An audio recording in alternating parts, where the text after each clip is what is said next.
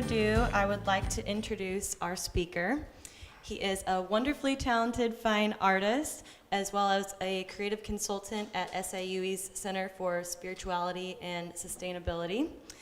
Also a board member for the Fuller Dome Home Historic Site in Carbondale, and the founder of the Cherokee Street Gallery. So please help me welcome Benjamin Lowder. Thank you. I appreciate that, and I appreciate the opportunity to come today and speak about community. I am an artist, as Samantha mentioned, and in thinking about community, I really began to realize that finding community and striving towards community has really informed everything I've done in the art field, but it took this to really have that kind of sink in. I want to thank Siavash for also inviting me to do this Creative Mornings talk. We go back to the Dome, actually, in SIU Edwardsville. It's part of my job there to try to create involvement with the student community on the SIUE campus. And one of the things I did was make a selfie contest. So if you take a selfie in front of the Dome with the proper hashtag, whoever gets the most likes for their picture wins a $50 Starbucks card. And Siavash won the selfie contest at the Dome. So he's got a good community surrounding him liking his pictures of the Dome. As Sam mentioned, I am an artist. I also promote the legacy of Buckminster Fuller. Buckminster Fuller's vision was totally based around community. He's the father of sustainability in a lot of ways. He's a genius, the inventor of the geodesic dome, about 30 other different patents and different inventions, and 28 books. But everything is centered around stimulating and creating cooperation in an effort to raise everyone's standard of living to a high level of abundance. And he felt like for the first time in human history, through technological innovation, that we have the ability to do that, and the only thing we are lacking is the will. Again, that's another aspect of community. And the creation of Cherokee Street Gallery here in St. Louis was, again, another kind of attempt to find community for myself. I worked as an artist for a long time, being curated into other shows, and I started to develop ideas about what I would like to see curated. I was seeing people overlooked who shouldn't be overlooked, and I thought that Cherokee Street had a very authentic, emerging culture there that reflected a very diverse cross-section of St. Louis that I longed to be a part of. So I staked my claim on the block as Cherokee Street Gallery, and it's under a year that I've been there, but it's been a lot of fun. So I thought, in speaking about community, the best thing I could do would probably share my personal experience and then try to map on top of that some bigger ideas that come out of science and the humanities, and then maybe try to draw some unique conclusions by combining my experience with those bigger concepts in the end. So my experience with community, initially, like everyone else, is the community that you're born into, and immediately that's your family, obviously. And for me, that was in central Illinois, in a community called Waverly, and it was a very homogeneous community, entirely white people. The only person in the community of mixed race was my cousin, and so I realized, in looking back, I really longed for diversity. I longed for a richer idea and experience of community, because even in such a homogeneous community, people start to kind of find micro differences. And from the outside, it looks very homogeneous, but on the inside, if you've ever been a part of any community, people start to differentiate over very tiny differences, even when everyone's ethnically the same, essentially. And that community was so ethnically the same that the mascot for the school was the Scotties, which would reflect the fact that almost everyone was Scottish. My mother actually came to the community from Detroit, so that was unusual. And we only had 110 students in our high school, 1,500 people in the community at large. and almost everyone was cousins or related to each other in some way. Not that there was any incest going on in this community, but everyone seemed to be ultimately related. But by the fact that my mother was from Detroit, I developed a kind of a personal mythology or narrative that I was other, even though I looked very, very much the same, and for all intents and purposes was very much the same. But I did long for diversity and saw myself as other inside of this community. One thing that I really loved and enjoyed when I reached high school was playing basketball, and you know, I was a big fan. And our coach was from Indiana. He was a Hoosier, and they have a very specific sense of community and what that means even on the basketball court. And again, it's very homogenous. He wanted everyone on the team to have the same flat top haircut. He wanted us all to buy the same brand of shoes. He wanted very structured plays, and my personal mythology that I built for myself around being other, I really kicked it into gear in the face of all of that authoritarianism, and refused to learn the plays, would disrupt, but I was talented at it, so I would be used as the defense for the offense to run these plays against, and I would steal the ball and, you know, have fun and play the game that I wanted to play, that I saw reflected on television. And at that time, it was the Flying Illini. The University of Illinois had a really iconic basketball team that was doing well, and that was their brand of game. And they were all primarily African American, so there was no African Americans in our community, and my sense of kinship or identity was really looked at these African American athletes as my role models and who I tried to emulate myself and my game after. So once I got to be 16, the first thing I did was, you know, drive to the closest large community, which was Springfield, Illinois, and found a more diverse community on the east side of Springfield, sought out outdoor basketball games, and immediately fell in with a group of new community that was not built around geography or birth, but built around a shared worldview. And it was in that community, I was the only white person on the court. But just through a shared idea of what basketball was, and it wasn't this very authoritarian, homogeneous, very structured thing, but it was this loose, athletic, flowing, coordinated, unscripted, spontaneous thing.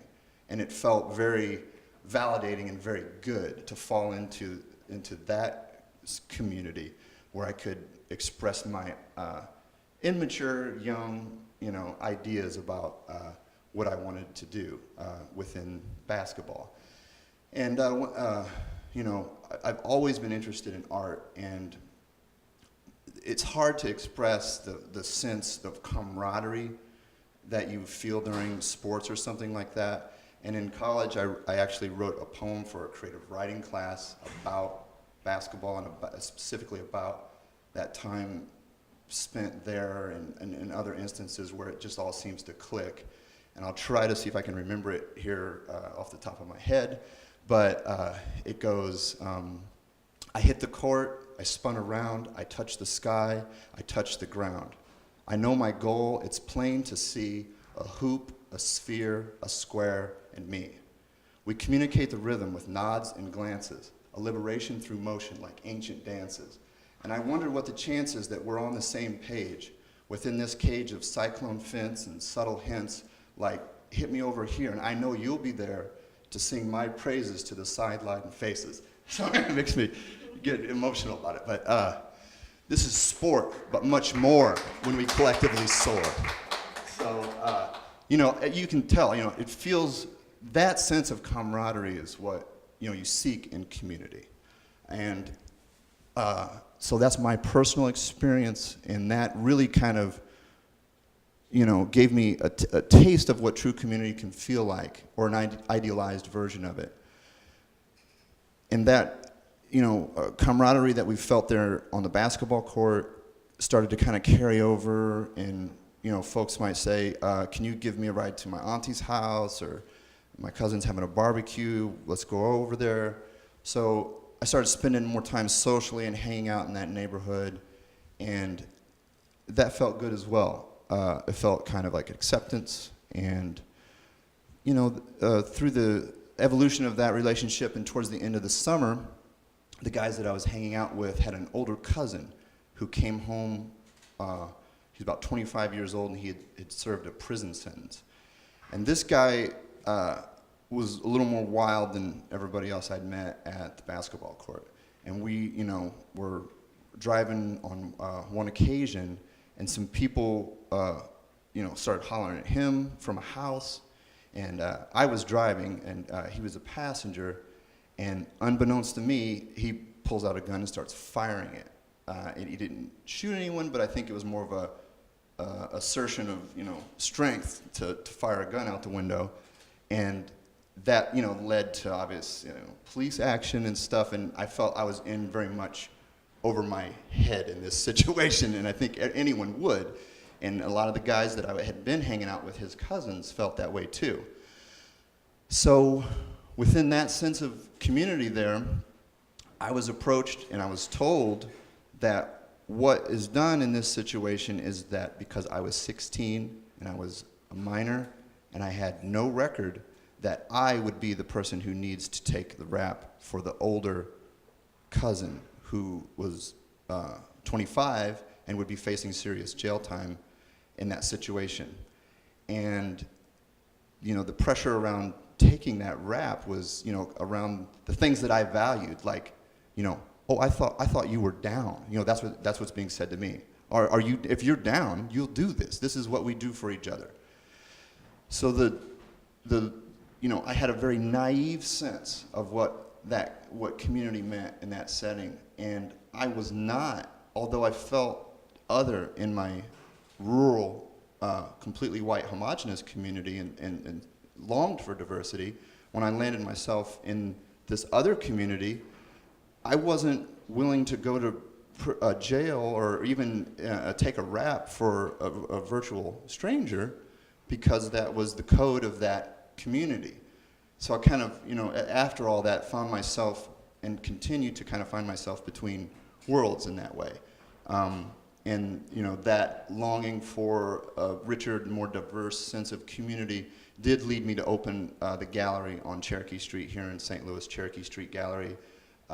And where it's part of the mission there is to try to bring in artists who look like people from the neighborhood, who've made it, who had a creative path, and they came out of a crucible of tough urban environments and didn't succumb to these different potholes and traps, and did stay true to who they were and made it.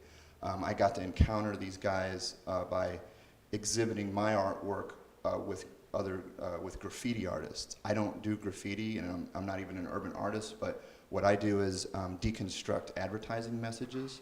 So it's working with abstracted text. Graffiti artists work with abstracted text, so we got curated together. And a lot of them are from the South Bronx, and that's where graffiti art emerged from. They're about, in their late 50s, so they're some of the founding fathers of that movement, and they made it. And as soon as they were able to establish a name for themselves, several of them moved to Europe. So this will be kind of a homecoming, bringing them back to America to exhibit at Cherokee Street Gallery. But being for myself, in a rural environment, in an agricultural community where most people are blue collar, it was hard to see a path within a creative field, and that was something that you have to kind of muddle through and figure out. And I get a sense that the same thing can happen even in this urban environment, when you don't necessarily see people like you or that look like you that have made these steps and made this a career path in creative arts. And it would be a nice way to bring these guys from the South Bronx to that neighborhood to demonstrate that path and show that path, because that was something I certainly would have appreciated, being in a rural environment. So those are my personal ideas around community that kind of inform my vision of it.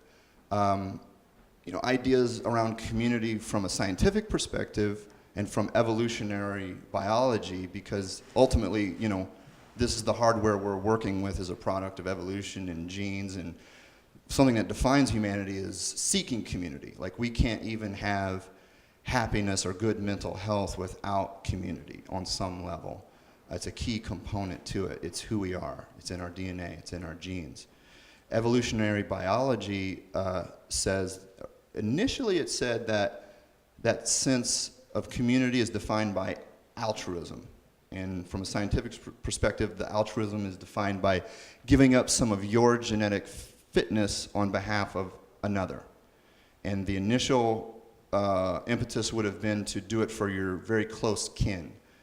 And science was very just cold and rational about the thing, that altruism is a byproduct of trying to forward the genes of your close kin.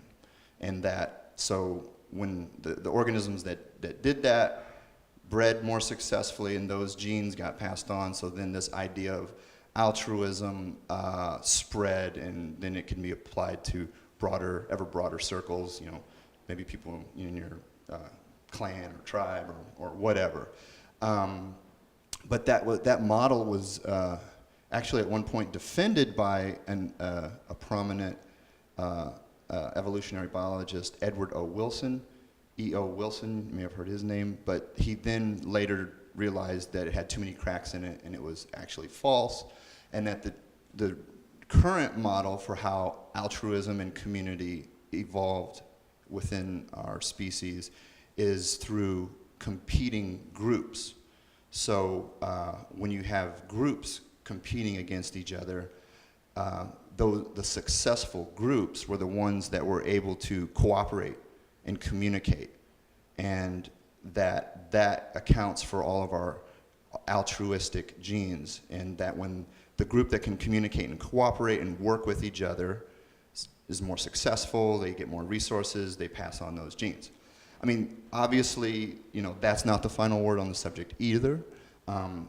I think that understanding those scientific ideas are important, but I kind of approach it as an artist, probably from a different angle, that our need to communicate and share and cooperate is primary, and we find ways to do it.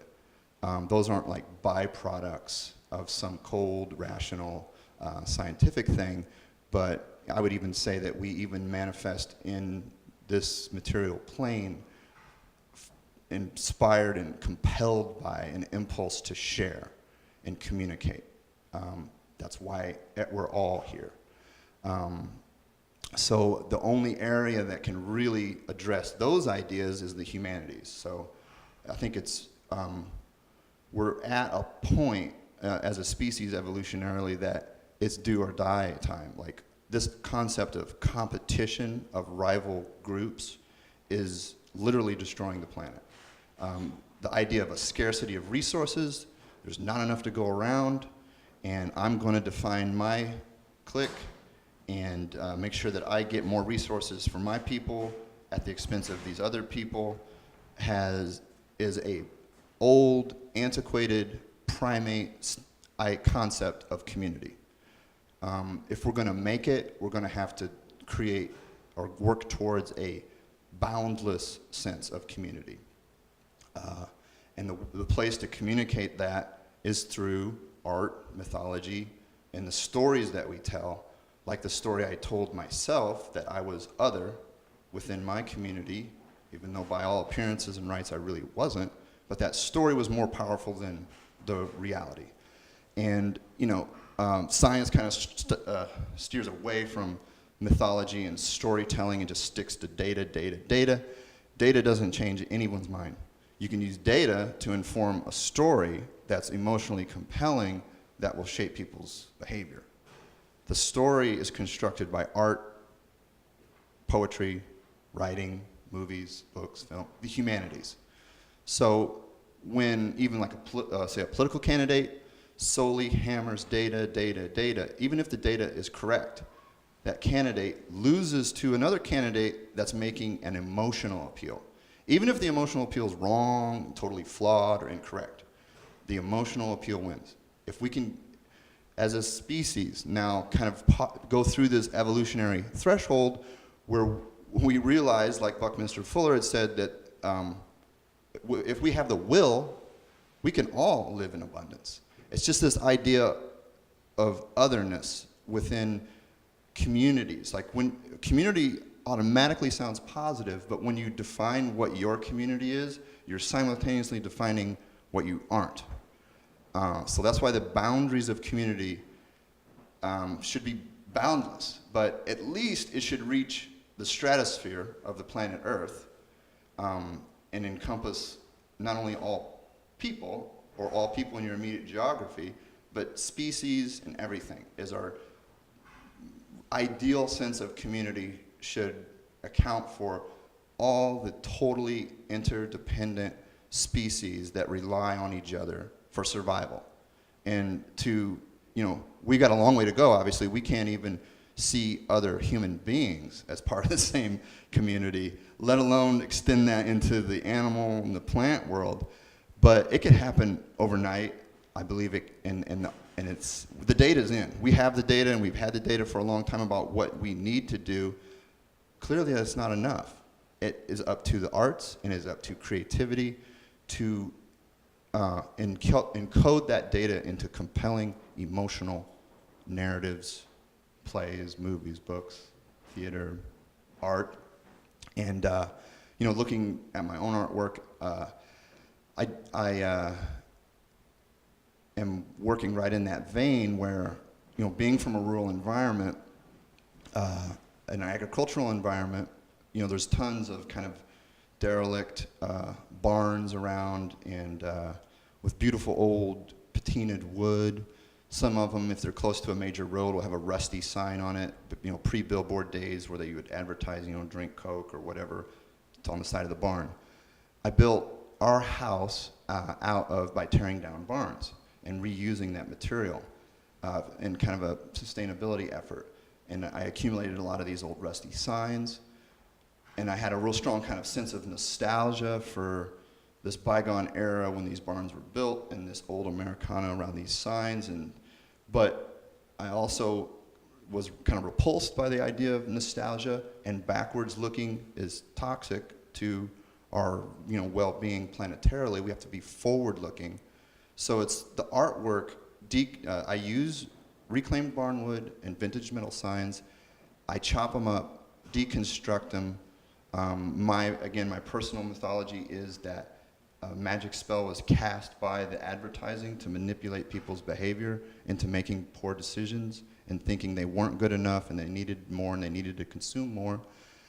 And then I break that spell and recast it on behalf of the values that I do like sacred geometry, ancient wisdom systems, the legacy of Buckminster Fuller by reflecting geodesic geometry and triangulation. So this is kind of an allegory and helps me grapple with the frustration that you feel around your inability to change anything on a social level. You can, work out a kind of a personal catharsis of, for me anyway, grabbing cultural artifacts and transforming them. And, it's part of the whole kind of personal mythology and narrative that then they're put back out into the community in the form of artwork that are now functioning kind of in the same way that the original advertising did, but now advocating on behalf of cooperation, sustainability, reverence for nature, and not an abandoning of the past, but evolving, a continuous progression in changing, not getting stuck in the past. So, an unbounded sense of community is what I'm hoping for the future, and I think it's up to the arts to manifest that. Thank you very much.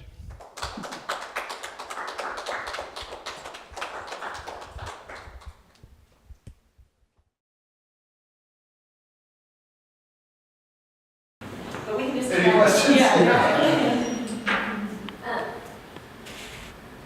Hey, Benjamin, I do have a question. Thanks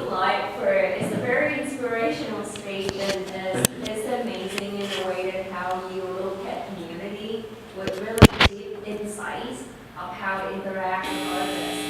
So personally, how does community kind of like inspire you to be creative? Like how do you keep yourself creative and make more arts with the support of community, like if Yeah. you're a person learning? If I look back at the art I created throughout all the different little time periods in my life, even from childhood, I can see that it was all informed by community all along the way. Even like freshman year of college, art class, like day one is like, make a little sculpture for the next class period that represents you and your identity. And I did like a grid of nails and like a perfectly straight grid, and then one like off to the side that kind of knocked a little curve. So I felt, because I think that was coming from, that's how community directly informed my artwork. And, a desire to be heard and understood and to share is, I think that art is a communication tool. And not all artists approach it that way, and, other avenues are totally valid. Some artists just simply say, I made this for me, and I don't care if anyone ever sees it or if they get it or nothing or anything like that. My approach is different, informed by my kind of idea, desire for community. It's a communication tool, which is really essentially the foundation of a community's communication. Is there any prominent area that you think artists should focus on in the coming time so that they can serve better to the community? I think that the most powerful thing for change is experience, but not everyone can have an experience that's going to move them into the future that we need to manifest. So vicarious experience that happens through books, then it kind of evolved into movies, and then now is evolving into virtual reality, like where you're totally immersive. I think that the storytelling for the future will happen through virtual reality. And so I think storytellers and artists working in that field need to, master virtual reality and create immersive experiential type things that are structured to frame an idea. Nobody wants to be like preached at, like this is what we should do, but if you lead people to an inevitable conclusion, then they have the light bulb come over their own head, they take ownership of the idea, which is more likely to lead to action. So it's like, I guess to answer that, it's the people who are doing storytelling, those stories need to be altered, modified, and updated. One thing I didn't get to in my talk, I probably should have, is around like, I'm a big believer in how mythology shapes our worldview. And we're walking around with a current kind of mythology based on that competition breeds innovation and striving, breeds innovation. But that's kind of old model, and the narrative or the mythology that supports that is, I think of as the lion, is that the lion is the king of the jungle. And that, we have it's one of the animals that human beings really revere and respect for strength and everything. And, the lion's not even in the jungle, so the myth is wrong right at the point, but it's in the savannas of Africa. But so the lion's the king of the jungle, and you talk about, you already are saying king, you're talking about royalty, that the lion gets what it gets by position of birth. That's a very antiquated idea. We don't get what we get by position of birth. We fought a revolution in America so we wouldn't have a king, but we have this mythology around, the king. And, you look at lions with the way they are, it's a total patriarchy where you have clans and groups competing with each other for resources, and they have a male bully patriarch at the top that takes the lion's share of the resources, eats first, and his only function is to fight the other patriarchs, and to, through their fighting, like the good genes get passed on to, and the women are doing all the, the real community building while this patriarch is, taking all the resources. And we're still playing this out contemporarily in the United States right now, clearly, we have this authoritarian patriarch taking the lion's share of the resources, who thinks that they deserve to be there by virtue of their birth and their genes, and this is totally un-American, and that the model that we should be looking at is the model by bees, ants, and wasps, where they build homes, they build community, they cooperate.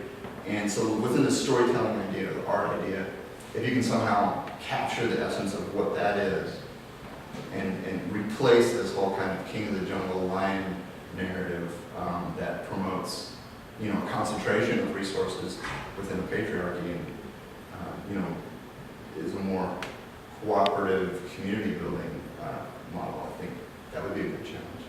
We do that through VR. I don't know. Yeah, It'd be interesting. Yeah. Yeah, it's crazy. I just read an article about how they are using VR to essentially create that story and insight on underprivileged third world countries and get people to support because they can experience it firsthand through virtual reality.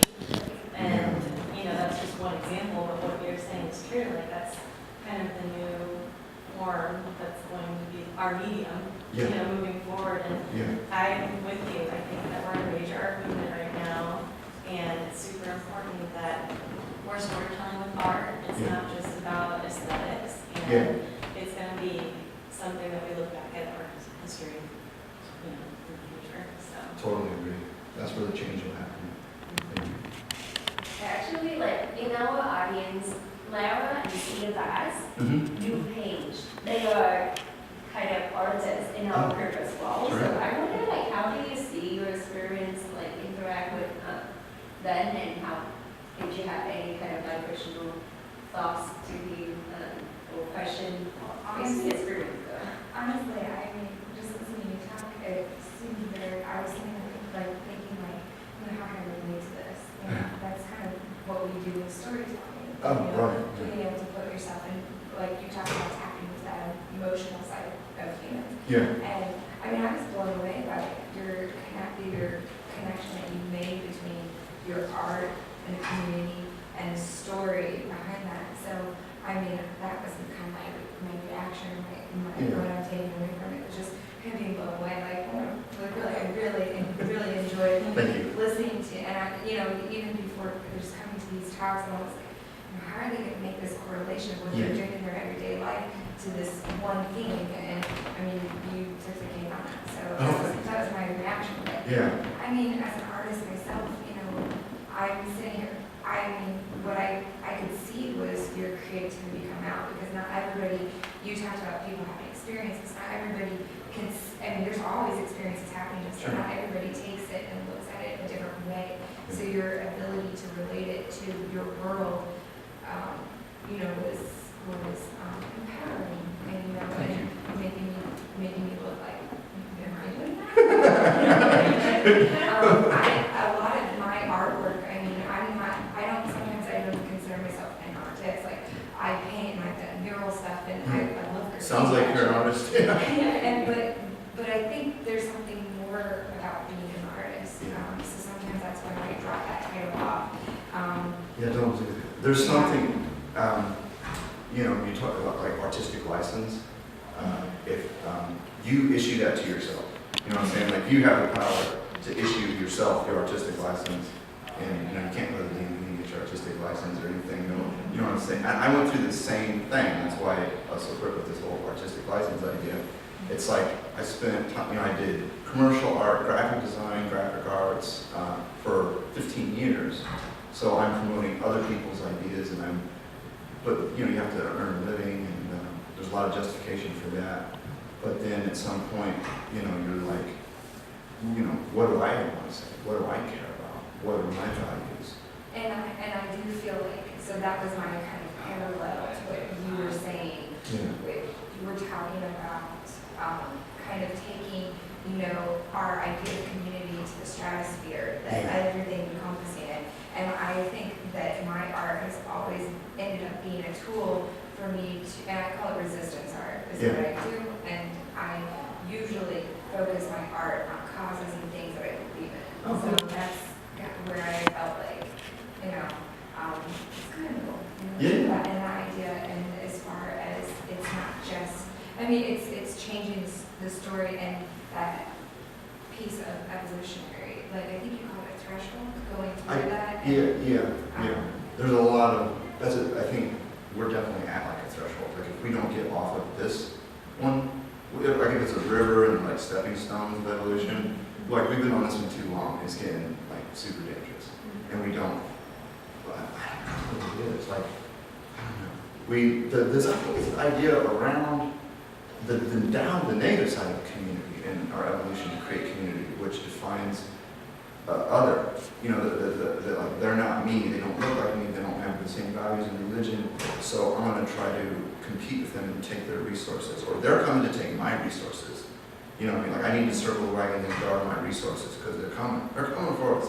You know, this whole concept, everybody wants the same thing. You know what I mean? It's like, and you know, there's enough to go around if we, you know, this whole patriarchy model is done. It's like way overdue to be torn down, and it's gonna take down everything if it doesn't go. So it's like, I don't know.